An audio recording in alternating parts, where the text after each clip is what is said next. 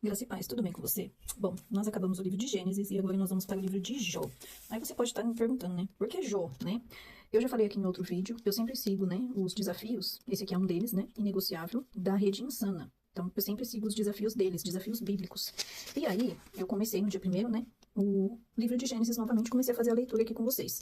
Porém, né, eu não consegui acompanhar a quantidade de livros aqui, né? Porque a gente tá fazendo mais pausado, eu tô lendo, anotando muita coisa, então eu não consegui acompanhar em dias. Então, hoje nós vamos começar Jó, teria que ter sido lido lá em 16 de janeiro. E hoje, né, já estaríamos aqui pra frente, já em Êxodo, né? Então já teria acabado o livro de Jó. Então, assim, não tem como eu ler dessa forma, gravando vídeo aqui com vocês. Vídeos ficariam imensos, de gigantes, e ficaria muita coisa pra mim conseguir passar, tá? Então, assim, quer fazer desafios bíblicos, siga a Rede Insana, eles são maravilhosos. O pastor Ivan é um homem de Deus e tem muitos, assim, desafios abençoados para nos incentivar a ler a palavra dia após dia até Jesus voltar. Aqui eu tô seguindo a ordem cronológica, tá? Então, por esse motivo, nós lemos Gênesis e agora vamos para o livro de Jó, tá? Tô pegando isso aqui só para explicar mesmo para vocês por que fomos para Jó. Jó é o primeiro dos 5 livros chamados poéticos, tá? Então, nós vamos começar a leitura dele hoje. E aí, por que que vamos ler Jó, né? Porque acredita-se que Jó foi contemporâneo de Abraão devido à história relatada aqui, tá? Então, diz que acredita-se que ele viveu na mesma época que Abraão. Por isso que vamos ler agora, assim que finalizamos o nosso livro de Gênesis, tá bom? Então, vamos ler o livro de Jó, capítulo 1 hoje. Jó, sua família e sua riqueza. Havia um homem na terra de Uz, cujo nome era Jó. Este homem era íntegro, reto, temia Deus e se desviava do mal. E aqui nós vamos ver algumas características importantes, né? Primeiro, o escritor faz questão de colocar quem era Jó. Ele era íntegro, reto, temia Deus e se desviava do mal. Depois vai falar sobre o que ele tinha. Então, primeiro, quem somos e depois o que nós temos, porque o que nós temos nunca vai valer mais do que quem somos. Versículo 2. Nasceram-lhe 7 filhos e 3 filhas. Tinha 7.000 ovelhas, 3.000 camelos, 500 juntas de boi e 500 jumentas. Também tinha muitíssima gente a seu serviço, de maneira que este homem era o maior de todos os do Oriente, ou seja, era um homem muito próspero. Ele era o mais rico, né, daquele lugar em que ele vivia. Os filhos dele iam às casas uns dos outros e faziam banquetes, cada um por sua vez. Eles iam revezando de casa em casa. E mandavam convidar as suas 3 irmãs a comerem e beberem com eles. Essas festas não eram religiosas, porque se elas fossem, seriam feitas na casa de Jó, né? Se fosse uma festa boa, uma festa familiar, ela seria feita na casa de Jó. E nós vemos que um ia para a casa do outro. Ou seja, possivelmente eram coisas que não agradavam ao Senhor, né? Versículo 5. Quando se encerrava um ciclo de banquetes, Jó chamava os seus filhos e os santificava. Levantava-se de madrugada e oferecia holocaustos, segundo o número de todos eles. Ou seja, se essas festas realmente fossem boas, Jó não precisava sacrificar e santificar os seus filhos, né? Sacrificar não. Oferecer sacrifícios e santificar seus filhos, né? Pois Jó pensava assim: talvez os meus filhos tenham pecado e blasfemado contra Deus em seu coração. Jó fazia isso continuamente. Ou seja, ele tinha tanto temor ao Senhor, como está dizendo aqui, ele tinha tanto temor e se desviava tanto do mal que ele oferecia sacrifícios pelos seus filhos, pensando que talvez eles pudessem ter pecado. Antes da lei de Moisés, porque aqui ele oferecia holocaustos, né? Então, antes da lei de Moisés, o chefe da família que atuava como sacerdote. Então, por isso que ele oferece holocaustos aqui, tá? Lá no livro de Gênesis, capítulo 3, nós vimos a queda do homem, né? Vou voltar aqui um pouquinho, só para a gente poder contextualizar aqui o que estamos lendo. Aqui na queda do homem, nós vamos ver a serpente, né? Como o animal astuto, né? Como a mais astuta de todos os animais selvagens. Gênesis 3. E aí ela tenta ali a mulher vê, deseja e toma do fruto, e os dois cometem um pecado e são retirados do jardim, né? Aqui nós vemos Satanás como, né, uma criatura astuta, né? Ele escolheu se disfarçar de criatura astuta, tá? E aí vamos continuar aqui no livro de Jó. Por quê? Porque aqui no versículo 6, Satanás põe em dúvida a sinceridade de Jó. Então nós já vimos que aqui, nós já vimos um contexto lá atrás de Satanás depois da queda dele, né? Versículo 6. Num dia em que os filhos de Deus vieram apresentar-se diante do Senhor, veio também Satanás entre eles. Então, aqui, havia uma reunião no céu com os anjos. Eles iam prestar contas, né? A Deus, daquilo que eles tinham feito, né? E aí, Satanás entra nessa reunião. Então, é como se ele tivesse ainda acesso ao céu. De que forma? Não sabemos. Porque Deus permitiu? Também não sabemos. Mas ele estava ali. Então, ó, os filhos de Deus vieram se apresentar diante do Senhor.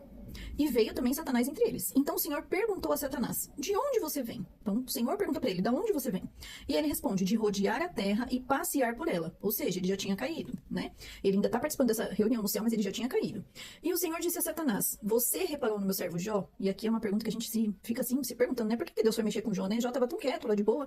E o Senhor disse a Satanás: você reparou no meu servo Jó? Não há ninguém como ele na terra. Ele é um homem íntegro e reto, que teme a Deus e se desvia do mal. Deus confirma a apresentação aqui do escritor, né? Que ele era um homem íntegro e reto, temia a Deus e se desviava do mal. E aqui Deus confirma essa fala. Olha que tremendo, né? E o Senhor disse a Satanás, você reparou no meu servo Jó? E aqui, versículo 9. Então Satanás respondeu ao Senhor, será que é sem motivo que Jó teme a Deus? Não é verdade que tu mesmo puseste uma cerca ao redor dele, da sua casa e de tudo que ele tem? Ou seja, não é à toa, porque o Senhor tem, vamos dizer que sufocado ele de cuidado. Nenhum mal acontece a ele, por que ele não vai ser fiel ao Senhor? É como se Satanás falasse isso, né? Abençoaste a obra de suas mãos e os seus bens se multiplicaram na terra. Mas estende a tua mão e toque em tudo que ele tem para ver se ele não blasfema contra ti na sua face. Então aqui Satanás põe em prova, né? Põe em dúvida ali a situação de Jó. Ele só é fiel porque ele tem tudo. Tira dele para o Senhor ver se ele não vai blasfemar o Senhor. 12. Então o Senhor disse a Satanás, você pode fazer o que quiser com tudo que ele tem, só não estenda a mão contra ele. Então Deus permite, só que Deus coloca limite. Você pode até aqui, não passe daqui para frente, né? Então Deus permite Satanás tocar em tudo que ele tem. Então Satanás saiu da presença do Senhor. Jó perde os filhos e a riqueza. Um dia, quando os filhos e as filhas de Jó comiam e bebiam vinho na casa do irmão, ou seja, em um desses banquetes, né? Do seu irmão mais velho, veio um mensageiro a Jó e lhe disse, os bois estavam lavrando e as jumentas estavam pastando junto a eles. De repente, os sabeus são saqueadores de Sabá, eles são saqueadores, né? De repente, os sabeus atacaram e levaram tudo, mataram os servos a fio da espada. Só eu consegui escapar para lhe trazer a notícia. E esse só eu é intencional. Ele sobrou para poder ir contar para Jó mesmo e Jó ficar sabendo, né? 16. Enquanto este ainda falava, veio outro mensageiro e disse, fogo de Deus caiu do céu e queimou as ovelhas e os servos, destruindo todos eles. E aqui, esse fogo do céu, nós vemos uma tempestade severa de trovões e relâmpagos.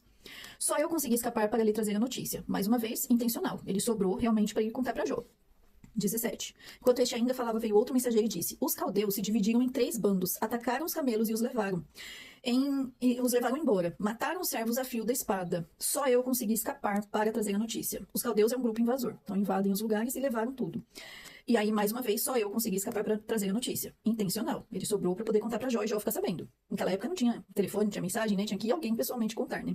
18. Também este ainda falava quando veio outro e disse, os seus filhos e as suas filhas estavam comendo e bebendo vinho na casa do irmão mais velho. Até aqui, notem que já foram 3 desastres que aconteceram. E Jó escutou. Chegou um, falou, chegou o outro, falou, chegou o outro, falou. E Jó tá ouvindo. Chegou a quarta pessoa.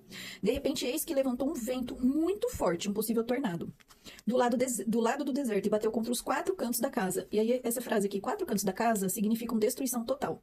Ela caiu sobre os jovens e eles morreram. Só eu consegui escapar para trazer a notícia. Intencional. É o quarto que sobrou para vir contar a notícia. Se ele não viesse contar a notícia, Jó não ia ficar sabendo. 20. Então Jó se levantou. Então, falou dos animais, falou do fogo do céu, falou do grupo invasor que levou os camelos. Quando falou dos filhos, Jó se levantou. Rasgou o seu manto, rapou a cabeça. E esse rasgou o manto e rapou a cabeça significa um profundo pesar, né? Prostrou-se em terra e adorou. Então, quando ele prostra-se em terra e adora, é um sinal de submissão e respeito. Ele prostrou-se em terra e adorou e disse, olha o que Jó fala depois de tudo isso aqui que acontece com ele. Nu saí do ventre da minha mãe, e nu voltarei. O Senhor o deu, e o Senhor o tomou. Bendito seja o nome do Senhor. Nós conhecemos essa frase aqui de tanto pessoal falar, né? Mas com o contexto, fica ainda mais forte essa frase, né? A gente já ouviu, é um versículo conhecido, né? Que Jó disse, nós vemos isso em muitos lugares. Mas sabendo tudo isso aqui que ele passou, fica ainda mais forte, né? Isso daqui. Os 4 desastres que aconteceram exterminaram o gado, os servos e os filhos de Jó, de uma só vez. Então foram lá. Os sabeus, saqueadores de Sabá, fogo de Deus, que é uma tempestade severa com trovões e relâmpagos, os caldeus, que é um grupo invasor, e um vento forte, que é um possível tornado. Depois de tudo isso, Jó adora o Senhor e diz que não saí, não voltarei. 22. Em tudo isso, Jó não pecou, nem atribuiu a Deus falta alguma. E aí eu anotei aqui, né? Como se queixar que Deus tirou algo se foi o próprio Deus que deu?